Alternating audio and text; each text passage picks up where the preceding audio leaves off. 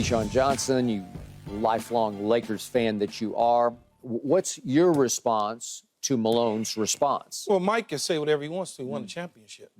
And he has the right at this point in time in a new season to feel good about his team. He can say whatever he wants to. You won. You say whatever you want.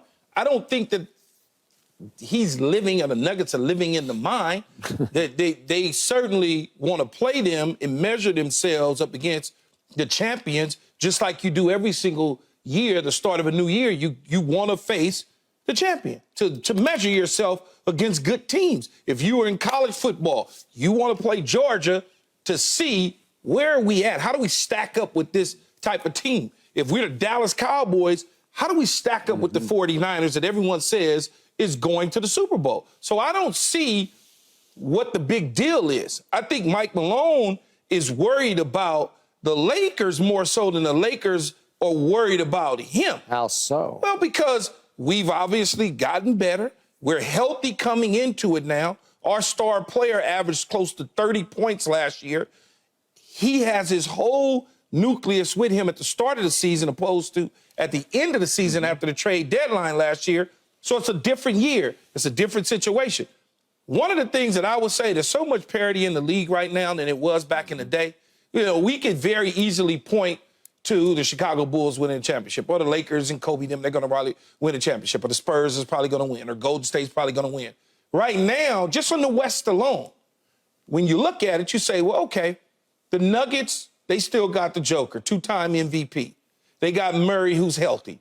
Oh, okay, so they're at the top, but the Suns got better. They did. Okay, Golden State got better. You like the Suns. The Golden State got better. Yep. The Lakers got better. So you start, the Kings are a little older now. Mike Brown is settling in as a coach now. So you start, we don't know what Wembanyama, if I said his name correctly, what he brings to the table in San Antonio with Pop. We have no idea. Well, it won't be much yet. I understand, but when you look at it, there's parity there, even on the East Coast. Sure. So it's just not Denver, Denver, Denver. And Mike Malone is smart enough to know that.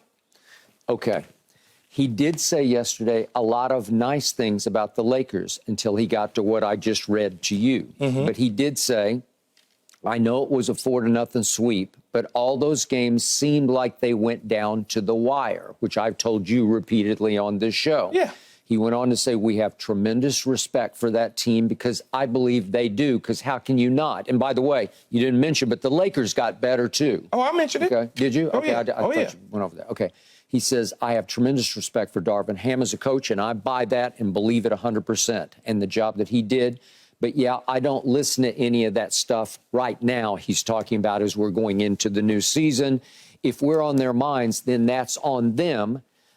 I'm not living 4 months ago. So he said all the right things. As he should. And then he went dismissive, disrespect, like, well, if they're talking about us, then that's their fault, because they shouldn't be talking about us. But you're talking about the Lakers too. Okay. He's talking about the Lakers. Okay, but And he was talking about them after they swept them and moved on to play Miami. He was focused in on the Lakers after they won the championship. Okay. And that was, what, a month later? Yep, and I want to reiterate just how out of the way he went on the McAfee show to make fun of LeBron and his quote-unquote retirement bombshell. I might not come back, whatever, however he said it. He dropped the big hint that I'm going to have to really think hard about whether I want to come back.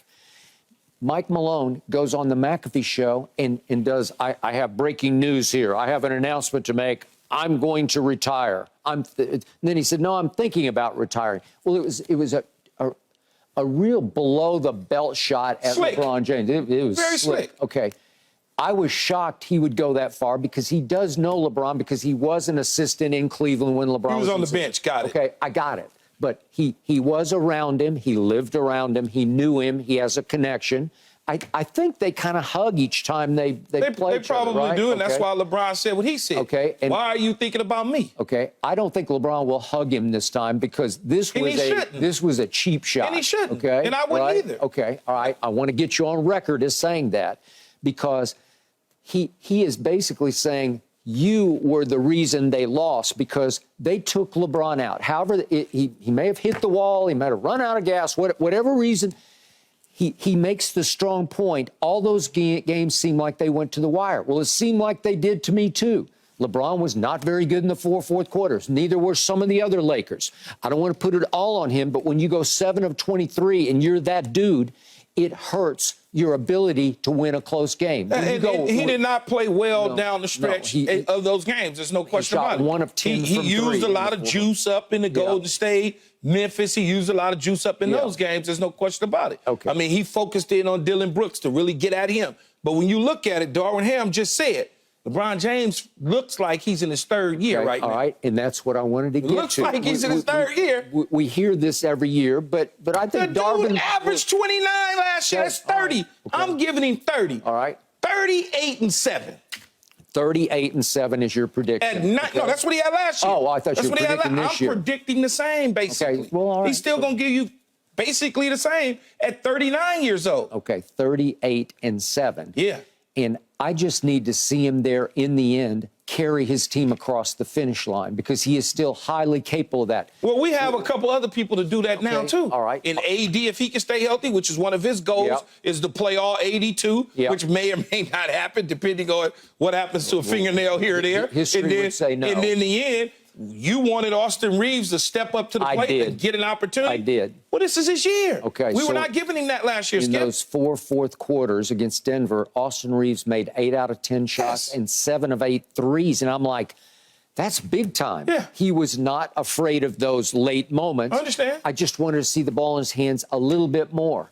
But in the end, he is rising into, we had Rachel Nichols on the other day, and she made the point when they did the pictures on Media Day, he got included in the LeBron AD picture. He should be included because out of the start, I'm not putting D'Angelo Russell in there. Well, are you not? No, not as part of the two to make a three. No, I'm good. I would think D'Angelo Russell probably wasn't real pleased with that.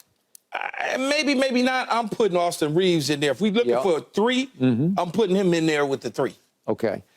Even my guy Jared Vanderbilt, who has the best last name in the NBA, he said yesterday that LeBron looks like a freight train again because he's healthy and he's, I don't know what he weighs. LeBron was hurt during the end of the season, man. Supposedly. But he took a bunch of time off, and I thought he got right. No, you can't come back off injuries and be 90, 100%, Skip. It takes time. Did he look hurt against Memphis? Not to my eye. At times he did. Did he look hurt against Golden State? At times he did. I went to every single game at Staples, or what is it called? Crypto now. I still call it Staples. Sorry, but I went to every single game there. Yep.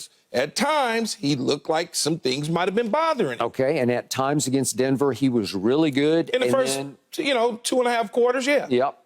He was. So did he run out of gas? So the question is, can they keep him in a position where he doesn't play high minutes? Because, trust me, he puts himself in the game and takes himself out of the game. You make adjustments as a head coach. First time head coach in Darvin Ham.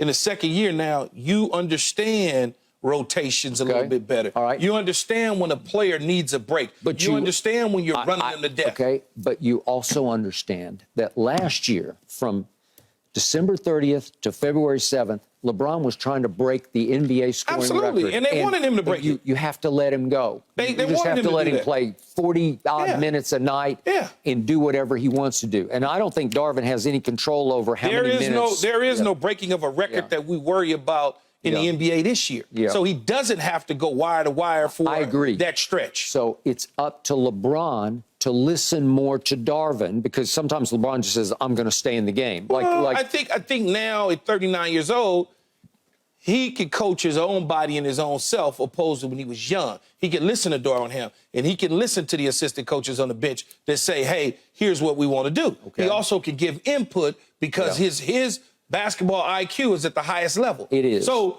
it's the highest. I'm not worried about this year, and I wasn't worried about last year. We ran into a really good team. What can you say, Skip? He didn't play well down the stretch.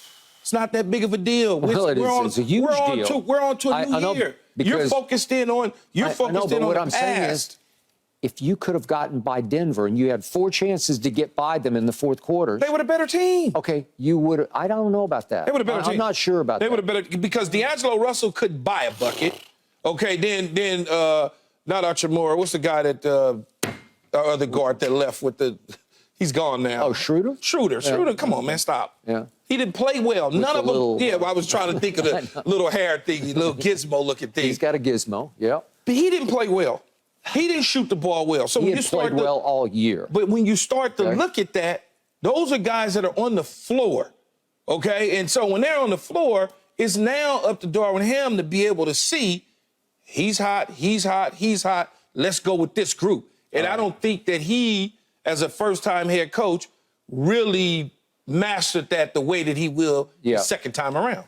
You need to protect the freight train and keep it under wraps until the playoffs start. We won't get to the playoffs if we keep him under wraps. Okay, but you're good enough. I got to have AD. Hey, that's AD got to stay healthy. No, he will. Well, that's what I'm hoping. All right. So LeBron should know in his heart of hearts that Michael Malone shamed him after the sweep. He shamed him. He's laughing at him. Okay, so let's see. Everybody knows. If you can summon He also it up knows and go. that you don't do nothing but sit up and talk about him every day. Okay, I do because I'm right. He lives in your head. I know, but I'm the only one who tells the truth about him. No, you don't. You make stuff up. Oh, man. do I? Yeah, Did I make up 7 of 23? Yeah, but you're not making it up. But it's how you couch it. Oh, it's did I make up 1 of 10? It's how you couch it. You don't give full context. So you sit up there and say, well, he went to the cup. I like to see him go to the cup. He went to the cup. That was really great. Oh, but he couldn't get past Murray, and I don't know who the other person was that was in front of him. Aaron Gordon. Aaron Gordon. Oh, he couldn't. They just stripped the ball from him. You make it sound sexy. So did I make it up that he had the ball in his hands twice in the closeout game against Denver and couldn't even get the ball up to the rim? You got 9 people standing around you, and then the one on the reverse, it's hard as hell to go from one side to the other when a guy is closing in on you. Really? You just wanted to dunk it. It doesn't work like that. He's 6'9", 260. Yeah, it don't work like that. He's a freight train. It doesn't work like That's what I hear. Michael Jordan would have dunked it. I got you. No, I'm not going to. I'm not going to. We got to, as they say in radio, you got to pay some bills, man. Yeah, we got to pay some bills. Up next, I can't wait for this. I want to hear what Playmaker has to say about should Jerry Jones bring back Randy Gregory. Here we go. No mercy, no mercy, no mercy. Thanks for watching, Undisputed fans. Do you want more highlights from the show? Make sure to click that subscribe button for all the exclusive content from Undisputed.